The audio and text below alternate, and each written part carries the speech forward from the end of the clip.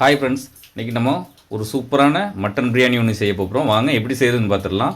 வீடியோக்குள்ளே போக முன்னாடி நம்ம சேனலில் ஃபஸ்ட் டைம் பார்த்திங்கன்னா சப்ஸ்கிரைப் பண்ணிவிடுங்க. பக்கத்தில் இருக்க பெல் ஐக்கனையும் கிளிக் பண்ணிக்கிடுங்க. அப்போ தான் நான் போடக்கூடிய வீடியோஸ்லாம் உடனுக்குடன் நோட்டிஃபிகேஷன் வரும். வாங்க வீடியோக்குள்ளே போகலாம். பிரியாணி செய்கிறதுக்கு குக்கர் வச்சுருக்கேன். ஹீட் ஆகிட்டு குக்கர். நான் ஒரு 3 ஸ்பூன் நெய் எடுத்திருக்கேன். அந்த நெய்யை இந்த குக்கரில் சேர்த்துருவோம்.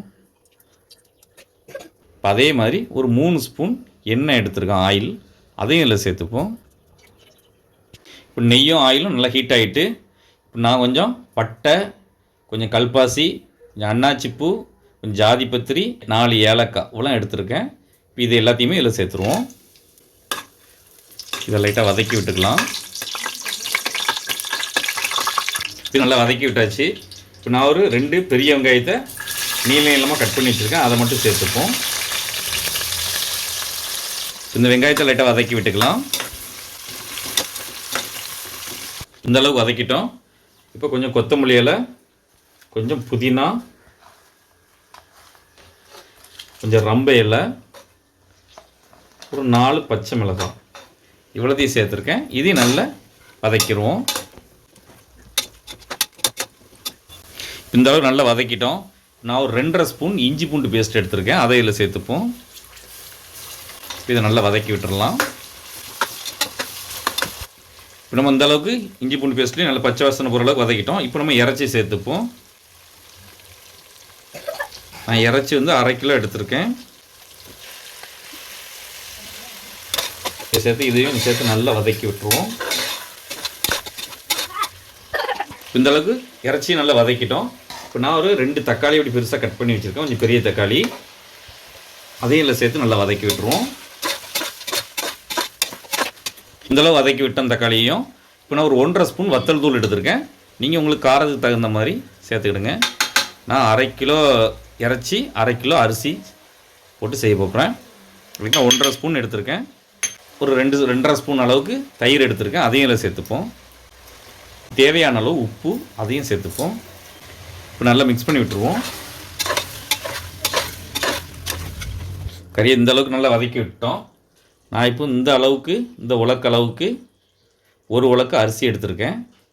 அதே உலக்கில் அளந்து 2 உலக்கு தண்ணி எடுத்திருக்கேன். அந்த தண்ணி இப்போ இதில் சேர்த்துப்போம். 1 உலக்கு அரிசி, அதுக்கு 2 அளவு தண்ணி மிக்ஸ் பண்ணி விட்டுருவோம். இப்போ நல்லா மிக்ஸ் பண்ணி விட்டோம். இப்போ உப்பு காரங்களை மட்டும் செக் பண்ணிக்கலாம். இப்போது உரப்பெல்லாம் கரெக்டாக இருக்குது. உப்பு மட்டும் கொஞ்சம் கம்மியாக இருக்குது. நம்ம கொஞ்சம் உப்பு சேர்த்துக்கலாம். கொஞ்சம் கரிப்பாக இருந்தால் தான் அரிசிலாம் போடும்போது நம்ம கரெக்டாக இருக்கும். இப்போ நல்லா மிக்ஸ் பண்ணி விட்டுருவோம். இப்போ நம்ம குக்கரை மூடி ஒரு 4 விசில் போட்டு எடுத்துக்கலாம். இப்போ 4 விசில் வந்துட்டு திறந்து பார்த்துடலாம். மட்டன் நல்லா வெந்துட்டு, நான் 1 உலக்கு அரிசியை நல்லா கழுவிட்டு 1/2 மணி நேரம் ஊற போட்டிருக்கேன். இப்போ அந்த அரிசியை நம்ம இப்போ இதில் சேர்த்துடலாம். நீங்கள் ஊற போட்டுட்டு கழுவுனீங்கன்னா அரிசி உடையும். நல்லா கழுவிட்டு அப்புறம் ஊற போடுங்க. காஞ்ச அரிசியாக இருந்தால் 1/2 மணி நேரம் ஊற போட்டுக்கிடுங்க. கொஞ்சம் அரிசி ஈரப்பதமாக இருந்துச்சுன்னா அன்றைக்கி 10 நிமிஷம் அந்த மாதிரி ஊற போட்டுக்கிடுங்க. இப்போ எல்லா அரிசி சேர்த்துட்டோம். லைட்டாக மிக்ஸ் பண்ணி விட்டுருவோம். இப்போ நான் கொஞ்சம் முந்திரி பருப்பு எடுத்து வச்சுருக்கேன். இப்போ அதை அதில் போட்டுக்கலாம். ஒரு பாதி லெமனுடைய ஜூஸு, அதை இப்போ சேர்த்துப்போம்.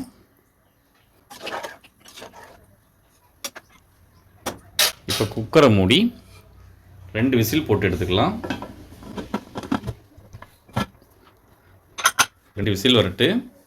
இப்போ 2 விசில் வந்துட்டு நம்ம திறந்து பார்த்துடலாம்.